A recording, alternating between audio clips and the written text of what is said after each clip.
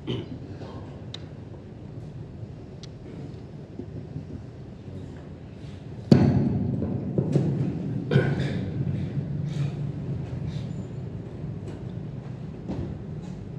anta maksudi wa ridhaka matlubi a'tini mahabbatak wa ma'rifatak. Bismillahirrahmanirrahim. Assalamualaikum warahmatullahi wabarakatuh.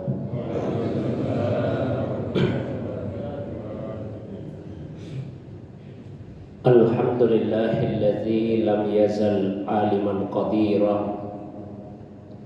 Wa sallallahu ala sayyidina Muhammadin alladzi arsalahu ilan nasi basyiran wa nazira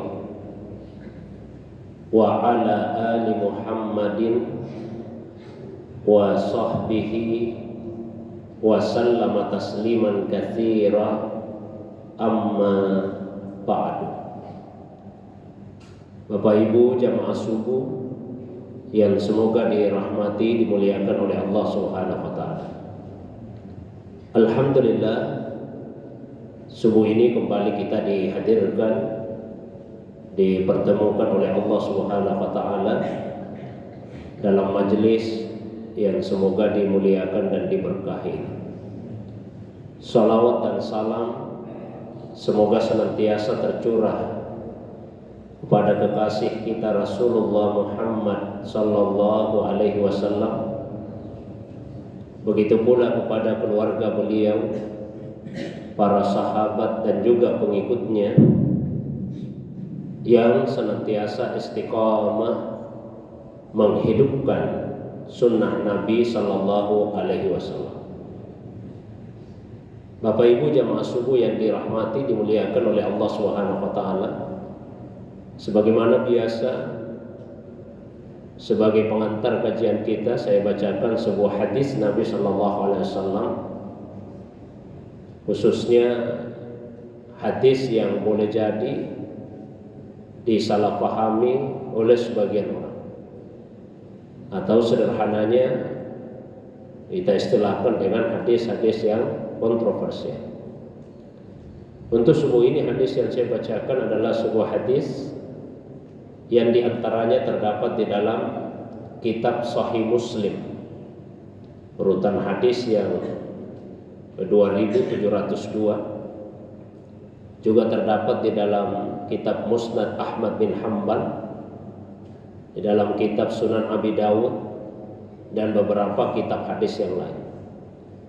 Saya bacakan redaksi yang terdapat di dalam kitab Sahih Muslim dari sahabat Nabi sallallahu alaihi wasallam, yaitu Abu Malik Al-Aghar Al-Muzani radhiyallahu anhu. Anil Aghar Al-Muzani radhiyallahu anhu anna Rasulullah sallallahu alaihi wasallam qala innahu la yughanu ala qalbi wa inni la astaghfirullah fil yaumi mi'ata marratin. Dari Al-Aghar Al-Muzani, semoga Allah meridainya, bahwasanya Rasulullah sallallahu alaihi wasallam bersabda, innahu la yughanu ala qalbi, sesungguhnya telah terjadi ghain atas hatiku, wa inni la astaghfirullah, dan sesungguhnya saya beristighfar kepada Allah fil yaumi, dalam satu hari, mi'ata marratin, 100 kali. Di dalam riwayat yang lain dengan redaksi yang sedikit berbeda disebutkan bahwasanya Rasulullah SAW bersabda, innahu la yughanu ala qalbi, sesungguhnya telah terjadi ghain atas hatiku, hatta, sehingga saya astaghfirullah, beristighfar kepada Allah, fil yaumi mi'ata marratin, dalam satu hari 100 kali. Apa makna kata ghaib yang terdapat di dalam hadis tadi? Secara bahasa, ghaib itu artinya adalah penghalang. Kullu ma yahulu bainaka wa baina syai'in fa huwa ghaib. Secara bahasa, semua yang menjadi penghalang atas dirimu dengan sesuatu yang lain, maka itu adalah ghaib. Awan dalam bahasa Arab disebut ghaib, itu juga adalah ghaib karena dia menjadi penghalang. Meskipun kata sebagian ulama kita yang ahli bahasa, ghaib itu menghalangi tapi dia tidak menutupi. Sebagaimana awan boleh jadi menjadi penghalang tapi dia tidak menutupi sama sekali, tidak menutupi secara keseluruhan. Nah, redaksi hadis ini kemudian menjadi muskil, menimbulkan satu problem. Ketika disebutkan bahwa innahu la yughanu ala qalbi, sesungguhnya telah terjadi ghaib atas hatiku. Bagaimana cara memaknai sabda Nabi Shallallahu Alaihi Wasallam tersebut? Imam As-Suyuti rahimahullahu taala, Imam As-Suyuti semoga Allah merahmati beliau, bahkan sampai berkata, hadis ini termasuk hadis mutasyabih. Hadis yang mutasyabih, hadis yang samar-samar. Sehingga kata beliau tidak perlu untuk berkecimpung atau berusaha untuk memahami tafsirnya, maknanya. Sebagaimana Al-Quran, ada ayat yang muhkamat, ada ayat yang mutasyabihat. Dalam Al-Quran disebut seperti itu. Wallazi ansala alaikal kitab, dialah Allah yang telah menurunkan kepadamu Alkitab. Kemudian di dalam Al-Quran itu minhu ayatum muhkamat, ada ayat-ayat yang muhkamat, hunna ummul kitab, itulah induknya Al-Quran. Wa ukharu mutasyabihat, tapi ada juga yang mutasyabihat, ada yang samar-samar maknanya. Nah, begitu pula hadis, ada yang muhkamat, jelas, terang maknanya, ada yang mutasyabih. Hampir sama dengan itu kata salah seorang ulama, Imam Al-Asmu'i rahimahullah. Beliau berkata bahwa laukana qalbu ghairin nabi sallallahu alaihi wasallam la takallamtu alaihi. Seandainya yang dibicarakan di dalam hadis ini bukan hatinya Nabi sallallahu alaihi wasallam, maka saya akan memberikan komentar. Seandainya bukan hatinya Nabi, tapi masalahnya yang dibicarakan di dalam hadis ini hatinya Nabi. Karena itu saya menahan diri untuk tidak memberikan komentar. Kenapa muncul pandangan seperti itu? Karena ghaib sekali lagi maknanya adalah penghalang. Jadi kalau diterjemahkan secara harfiah, sesungguhnya hatiku terhalangi. Bahkan ada seorang ulama, yaitu Qadi Iyad rahimahullah. Beliau memahami bahwa yang dimaksud dengan terjadinya ghaib pada hati Nabi sallallahu alaihi wasallam yaitu fatarat wa ghafalat, adanya kejenuhan dan kelalaian. Jadi menurut beliau hati Nabi pun itu pernah lalai dari zikir, dari mengingat Allah Subhanahu wa taala. Maka boleh jadi dari pandangan itu beberapa terjemahan dalam bahasa Indonesia itu menerjemahkan hadis tadi, sesungguhnya saya mengalami kemalasan. Ada yang menerjemahkan sesungguhnya hatiku tertutupi. Tentu makna-makna yang seperti ini la yaliku bikamalihi sallallahu alaihi wasallam, tidak serasi, tidak sesuai untuk disandarkan kepada Nabi sallallahu alaihi wasallam. Lalu seperti apa semestinya kita memaknai hadis tersebut? Ada beberapa pandangan yang dikemukakan oleh para ulama kita untuk menghilangkan problem dalam memahami hadis itu.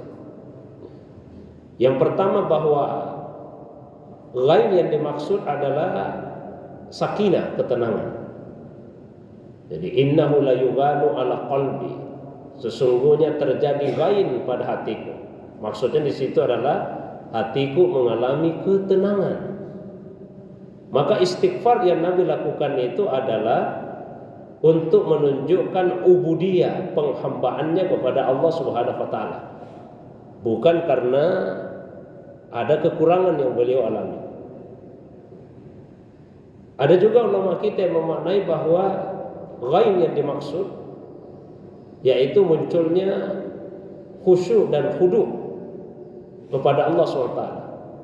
Maka istighfarnya Nabi adalah wujud dari rasa syukur. Karena ungkapan istighfar itu tidak hanya diucapkan ketika seseorang melakukan satu perbuatan dosa atau maksiat, tapi istighfar juga diucapkan ketika selesai melakukan satu ketaatan. Ya, yang paling mudah misalnya, begitu selesai salat, kalimat pertama yang diucapkan itu adalah astaghfirullah, astaghfirullah, astaghfirullah. Ini baru selesai melakukan ketaatan.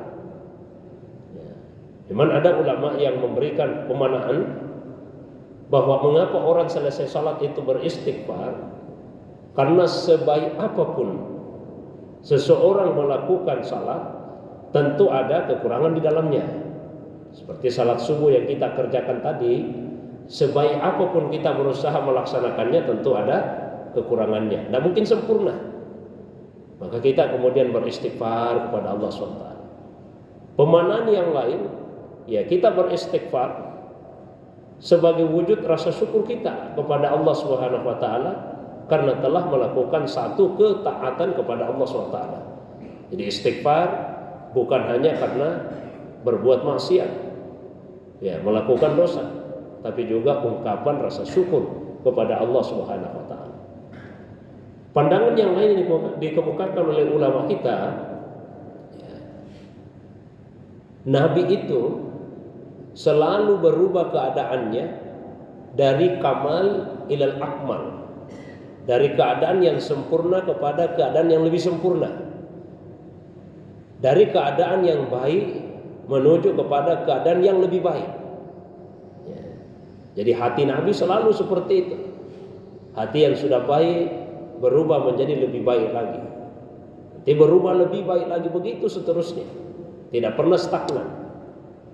Di dalam Al-Quran Allah SWT misalnya menegaskan, walal akhiratu khairul laka minal ula. Tentu Nabi, walal akhiratu khairul laka minal ula, dan yang terakhir yang akan datang khairul laka, itu lebih baik bagimu ya Muhammad sallallahu alaihi wasallam minal ula, daripada yang telah lewat, daripada yang sebelumnya. Nah, Nabi dengan kata lain selalu berada pada maqam at-tarakki, maqam kedudukan tarakki, selalu meningkat, mendaki, menanjak, tidak pernah stagnan apalagi turun. Keadaan Nabi itu selalu tarakki.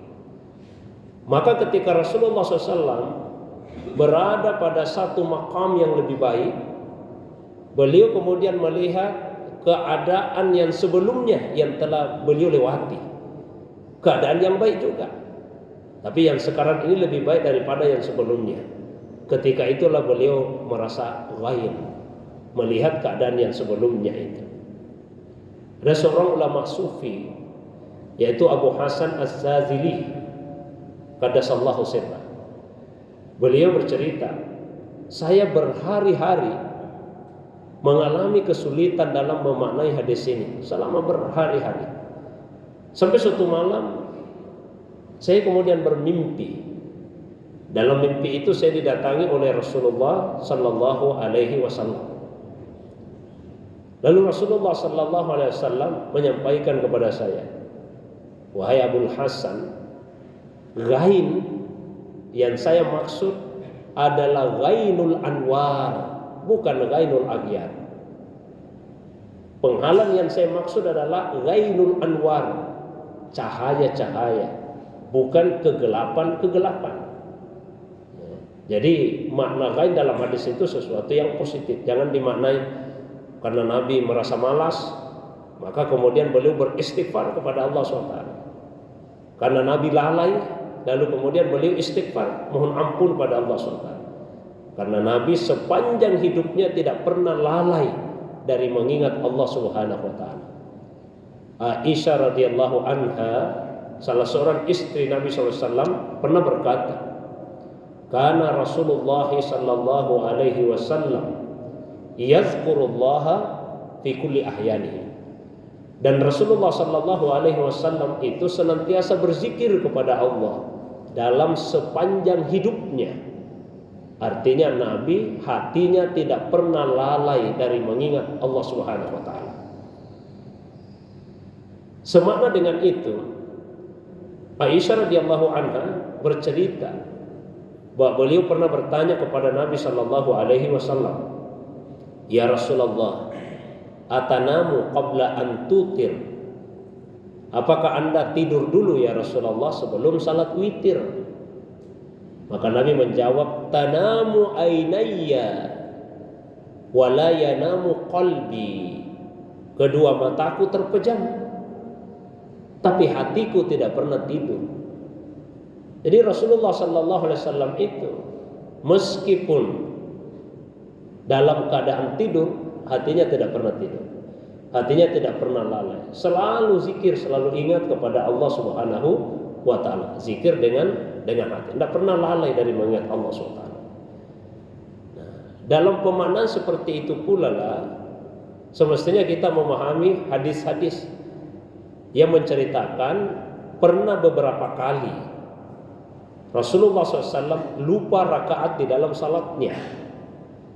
Pernah Nabi salat di siang hari, salat zuhur atau salat asar, baru 2 rakaat, Nabi sudah salam.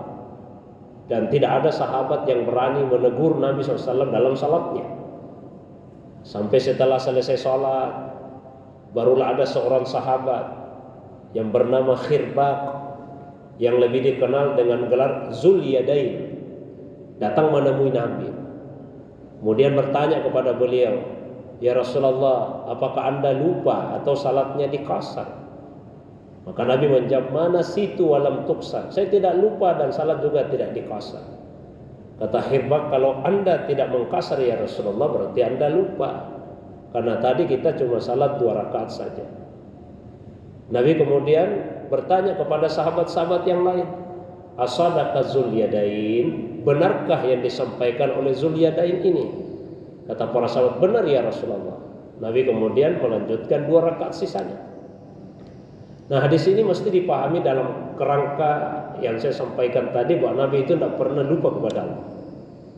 Karena ada sebagian orang yang kemudian memberikan penilaian, oh berarti Nabi itu sama saja dengan kita. Sebagaimana kita biasa lupa rakaat salat, Nabi juga lupa rakaat salat. Ya, tidak sama, karena penyebabnya beda. Maksudnya seperti apa? Salat itu kan wasilah. Salat itu adalah perantara. Tujuannya apa? Zikrullah. Ya, kalau salat ya sekedar wasilah saja. Tujuannya yang utama zikrullah. Kalau kita ini yang bukan Nabi, jika mengalami kelalaian di dalam salat, lupa rakaat, apa yang menjadi penyebab? Penyebabnya tentu dunia. Ya, dengan beragam maknanya. Bisa pekerjaan, bisa keluarga, bisa kesibukan dan lain-lain. Itu yang membuat kita lupa rakaat salat. Tapi kalau Rasulullah SAW lupa rakaat salat, itu bukan karena dunia. Yang membuat beliau lupa rakaat salat justru karena khusyuknya mengingat Allah. Karena begitu khusyuk mengingat Allah, maka wasilahnya pun, sarananya pun beliau kemudian lupa rakaatnya. Sekalipun kalau ulama fikih mengatakan ya itu sebagai pembelajaran bagi kita obatnya, supaya kita tahu bagaimana bersikap kalau mengalami hal yang sama. Tapi yang ingin saya tegaskan, jangan kita menganggap bahwa Nabi lupa itu karena faktor dunia. Nabi Tapi lupa rakaat salat karena ingat kesibukan, pekerjaan dan sebagainya, urusannya bukan. Tapi karena justru khusyuknya mengingat Allah Subhanahu wa taala. Ibaratnya seperti ini Pak Muhammad. Tentu Rasulullah jauh untuk kita perumpamakan, tapi ini untuk mendekatkan pemahaman saja. Misalnya ada seseorang yang sudah lama sekali tidak pernah berjumpa dengan gurunya. Lama tidak pernah berjumpa. Dia merasakan kerinduan. Tiba-tiba tanpa disengaja bertemu di suatu tempat. Lalu mereka cerita, melepaskan kerinduannya. Karena begitu rindunya lupa dengan suasana sekitar. Seakan-akan yang ada di tempat itu hanya mereka berdua saja. Bahkan tempatnya pun mereka lupa. Apalagi orang-orang yang ada di tempat seperti itu, di tempat itu. Begitulah Rasulullah SAW. Karena begitu khusyuknya mengingat Allah SWT, bahkan rakaat salat pun pernah beliau lupa. Sekalipun kejadian ini tidak banyak, paling 5-6 kali saja kurang lebihnya. Jamaah subuh yang dirahmati dimuliakan SWT.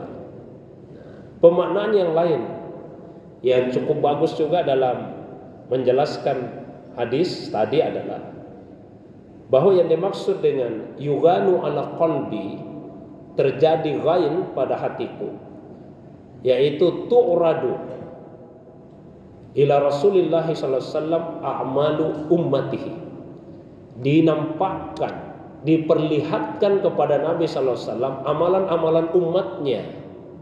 Kondisi kita ini, keadaan kita ini yang diperlihatkan kepada Nabi. Maka ketika Rasulullah SAW melihat keadaan kita, kondisi kita, itulah yang menimbulkan ghain di hatinya Nabi. Karena syafaqahnya, karena rasa ibahnya, rasa kasihannya kepada kita umatnya. Wah, umatku kasihan begini saja keadaannya, amalnya masih sedikit sekali. Itulah yang dialami oleh Nabi. Maka Rasulullah beristighfar itu bukan untuk dirinya, tapi beliau beristighfar untuk umatnya. Di dalam Al-Quran ada beberapa ayat yang menunjukkan istighfarnya Nabi bukan untuk dirinya tapi untuk umatnya. Misalnya di surah Ali Imran ayat 159, Allah SWT berfirman, "Fabima rahmatim minallahi lintalahum walau kunta fazzan ghalizal qalbi lam faddu min haulik fa'fu anhum wastaghfir lahum wasyawirhum fil amri fa idza azamta fatawakkal 'ala Allah innallaha yuhibbul mutawakkilin." Maka disebabkan kasih sayang Allah yang tercurah kepadamu ya Muhammad, Allahumma shalli wa sallim alaihi, engkau bersikap lembut kepada mereka. Seandainya engkau kasar, hatimu keras, niscaya mereka akan berpaling menjauh darimu. Maka fa'fu anhum, maafkanlah mereka. Maafkan umatmu, maafkan sahabat-sahabatmu ya, yang sudah bersikap tidak sesuai dengan harapanmu itu, maafkan mereka. Wastaghfir lahum, dan beristighfarlah untuk mereka. Jadi Nabi bukan beristighfar untuk dirinya, wastaghfir, istighfar untuk umatmu. Wasyawirhum fil amr, dan libatkan mereka dalam musyawarah ketika ingin memutuskan satu urusan. Fa idza azamta, maka jika engkau telah berazam, punya keinginan kuat, fatawakkal 'ala Allah, bertawakkallah kepada Allah, innallaha yuhibbul mutawakkilin. Sesungguhnya Allah itu sangat menyukai orang-orang yang bertawakal. Satu. Ayat yang kedua misalnya di surah An-Nisa ayat 64. Allah SWT berfirman, "Wa ma arsalna mir rasulin illa liyuta'a bi iznillah walau annahum izzalamu anfusahum ja'uka fastaghfarullaha wastaghfara lahumur rasul lawajadullaha tawwabar rahimah." Wa ma arsalna mir rasul, dan tiadalah kami mengutus seorang rasul illa liyuta'a bi iznillah, kecuali untuk ditaati dengan izinnya Allah. Walau annahum izzalamu anfusahum, seandainya mereka itu ketika menzalimi dirinya dengan berbuat maksiat, melakukan dosa, Ja'uka, mereka kemudian datang menemuimu ya Muhammad, sallallahu alaihi wasallam. Lalu setelah menemuimu, fastaghfarullah, mereka beristighfar meminta ampun kepada Allah. Wastaghfara lahumur rasul, dan rasul pun meminta ampunan untuk mereka. Jadi istighfarnya Nabi untuk umatnya. Lawajadullaha tawwabar rahima, niscaya mereka akan mendapati Allah dalam keadaan maha menerima taubat dan maha penyayang. Jadi menunjukkan syafaqah, rasa iba, kasih sayangnya Rasulullah SAW kepada kita ini umatnya. Kan sifat Nabi yang sangat menonjol disebut dalam Al-Quran. Laqad ja'akum rasulun min anfusikum azizun alaihi ma anittum harisun alaikum bil mu'minina raufur rahim. Sungguh telah datang kepada kalian seorang rasul min anfusikum, dari kalangan kalian sendiri. Bisa juga dibaca min anfasikum, rasul yang paling bernilai, yang paling berharga. Azizun alaihi ma'anittum, yang berat dia rasakan ketika kalian mengalami penderitaan. Umatnya menderita, beliau yang merasa berat. Harisun alaikum, besar sekali keinginannya untuk melihat kebaikan pada diri kalian. Bil mu'minina raufur rahim, dan khusus kepada orang-orang yang beriman, beliau maha penyantun dan maha penyayang. Nah, ini sifat Rasulullah sallallahu alaihi wasallam. Jamaah subuh yang dirahmati, dimuliakan SWT. Terlepas dari itu semua, hadis ini memberikan faedah kepada kita tentang keutamaan beristighfar. Baik ketika dalam kondisi kita melakukan satu maksiat, satu perbuatan dosa, beristighfarlah, tobatlah kepada Allah SWT. Ataupun dalam kondisi ketika kita merasa telah mengalami penurunan kualitas iman meskipun tidak berbuat dosa. Karena taubat itu ada 3 tingkatannya, maka ada 3 istilah yang digunakan di dalam Al-Quran. Meskipun ketika diterjemahkan ke bahasa Indonesia diterjemahkan sama karena keterbatasan bahasa kita dalam menerjemahkan. Kata yang pertama yaitu kata taubah, kata kedua inabah, dan kata ketiga aubah. Jadi taubah, inabah, aubah. Kalau diterjemahkan ke bahasa Indonesia diterjemahkan sama taubat. Taubat itu sebetulnya sifatun lil mu'minin, sifatnya orang beriman. Maka di Quran disebut wa tubu ilallahi jami'an ayyuhal mu'minun la'allakum tuflihun. Bertobatlah kalian kepada Allah, wahai orang-orang yang beriman. Itu sifatnya orang yang beriman. Sementara inaba adalah sifatun lil auliya wal muqarrabin, sifatnya para wali dan orang yang dekat dengan Allah. Waja'a biqalbin munib, datang kepada Allah dengan hati yang bertobat. Ini level kedua. Dan yang ketiga disebut aubah. Ya, aubah. Ini sifatnya para sifatul lil anbiya war rusul. Disebutkan bahwa para nabi itu ya awwab, senantiasa awwab kepada Allah SWT. Kalau sederhananya begini. Kalau taubat itu dilakukan ketika meninggalkan kewajiban atau melakukan yang diharamkan Allah. Ada orang meninggalkan salat wajib, salat 5 waktu, dia meninggalkan kewajiban, maka dia bertobat kepada Allah. Itu level paling rendah. Atau ada seseorang yang berdusta, yang tidak menepati janji, ya, berarti dia melakukan sesuatu yang diharamkan, maka dia bertobat. Ini paling rendah. Nah, level yang kedua yaitu orang yang melakukan inabah ketika dia meninggalkan amalan sunnah atau melakukan yang makruh. Jadi bukan kewajiban yang dia tinggalkan, amalan sunnah. Ada seorang tabi'in tiba-tiba di pagi hari teriak-teriak di rumahnya, dia panggil tetangga-tetangganya, wahai tetangga-tetanggaku, datanglah ke rumahku, taksiahi saya, taksiahi saya. Tetangga-tetangganya berdatangan lalu bertanya, siapa yang meninggal Pak? Kenapa kami dipanggil takziah? Oh, tidak ada yang meninggal. Terus kenapa kami dipanggil takziah? Kata beliau, seandainya ada keluargaku yang meninggal, itu jauh lebih saya sukai dibandingkan musibah yang baru saja menimpa saya. Tetangganya berpikir, ini musibah besar sekali. Karena dia lebih senang ada keluarganya yang meninggal dibandingkan musibah itu. Musibah apa itu, Pak? Kata beliau, saya sudah terlambat bangun sehingga tidak sempat salat sunnah 2 rakaat sebelum subuh. Nah, itu musibahnya. Jadi karena tidak melaksanakan 2 rakaat sebelum subuh itu dipandang musibah yang besar sekali. Karena Nabi menyampaikan bahwa rakaat al-fajri khairum minad dunya wa ma fiha. 2 rakaat salat fajar, salat sunnah 2 rakaat sebelum subuh itu lebih baik daripada dunia dan segala isinya. Berarti ketika tidak melakukan itu ya kehilangan dunia dan segala isinya. Atau melakukan yang makruh.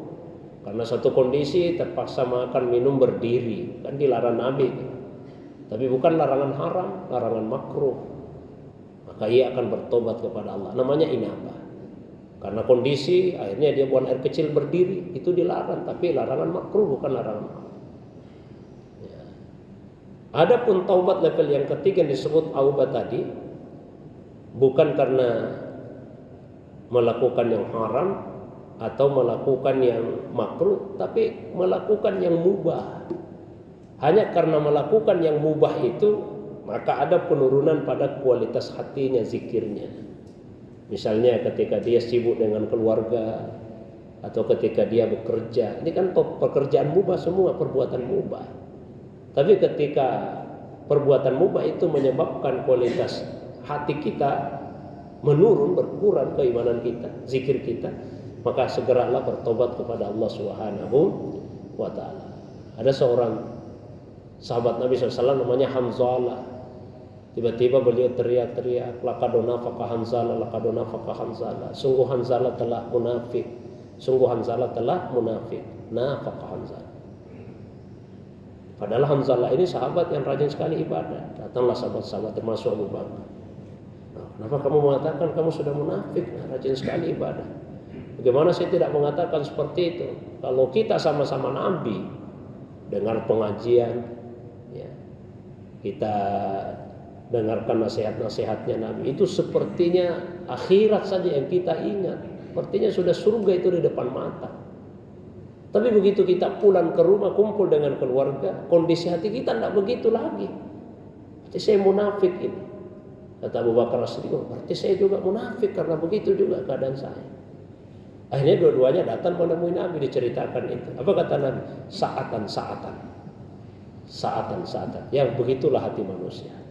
Ada saat di mana kita merasa begitu dekat dengan Allah SWT, tapi ada juga saat di mana kita kemudian melakukan aktivitas-aktivitas dunia. Yang terpenting adalah jangan sampai itu melalaikan kita dari zikrullah, dari mengingat Allah Subhanahu wa ta'ala. Saya kira itu pengantar kajian kita di subuh ini. Seperti biasa kalau ada yang ingin didiskusikan, ada yang ingin ditambahkan, baik yang berkaitan dengan pembahasan tadi atau masalah agama yang lain di luar dari apa yang saya sampaikan, saya persilakan pada jamaah sekalian. Demikian untuk sementara. Wa ilallahi turja'ul umur. Wassalamualaikum warahmatullahi wabarakatuh. Silakan.